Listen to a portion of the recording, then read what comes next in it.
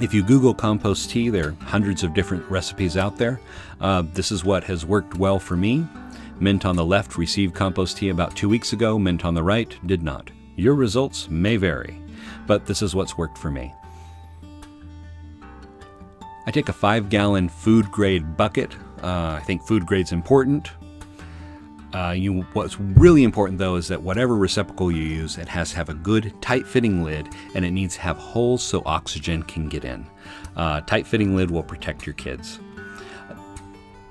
I take a small aeration pump, a normal aquarium pump, a one-way check valve, this little T intersection thing, and 2 aeration stones. You can get these all at an aquarium store, and something to hold it down. A bolt could work, big washers. I use these, I don't even know what these are. Anyway, but they're heavy enough to hold that thing down on the bottom, and then a piece of net stocking or pantyhose.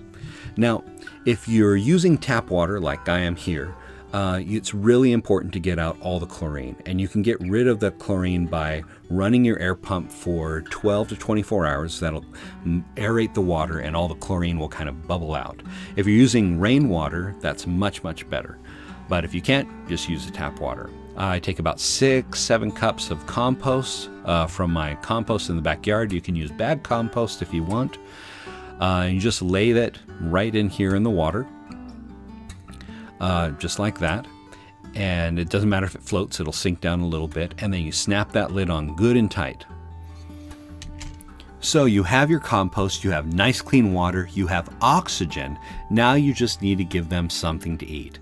I use feed grade molasses. I get it at the local feed store. You can use organic blackstrap molasses if you'd like.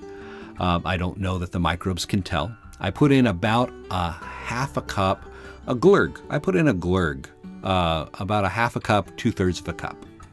And that will keep your microbes happy and procreating. I like to add a little liquid seaweed, adds a few trace nutrients. Not really necessary, but I think it gives it a nice little touch there.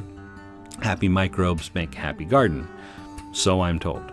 You put the little pump on the top. This is where the one-way check valve is pretty important. If that were to vibrate and fall off, it would siphon all of your compost tea all over the garage floor. And ain't nobody got time for that. I let this brew for about 48 hours. You can see that you get this kind of brown film that will kind of bubble out. Don't get that too close to a wall or something. It does stain a little bit, but not too bad. We'll just pop off the lid here and see how this looks. Wow, look at that. You can see those procreating microbes have just been having a wonderful time eating all that molasses, all that sugar, just reproducing by the billions and the billions.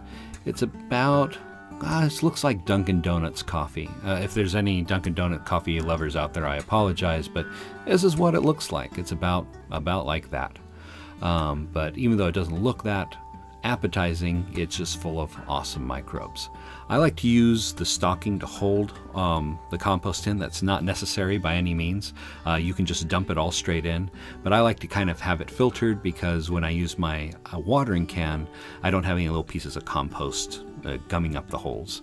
And you can just take that and dump it straight into the garden. And you can see that that's really all the aeration you need to have billions and billions of happy microbes. And really that's all there is to it. Now, as soon as you take the oxygen out, the microbes will stop growing and procreating and start to die. The fresher it is, the better it is. We're going to be mixing it like a 5-to-1 ratio here. Water from a rain barrel is best. If not, don't use tap water because that chlorine's going to kill everything you've worked so hard to grow. I use about 5 things of water to 1 thing of compost tea, and it looks like a really weak tea.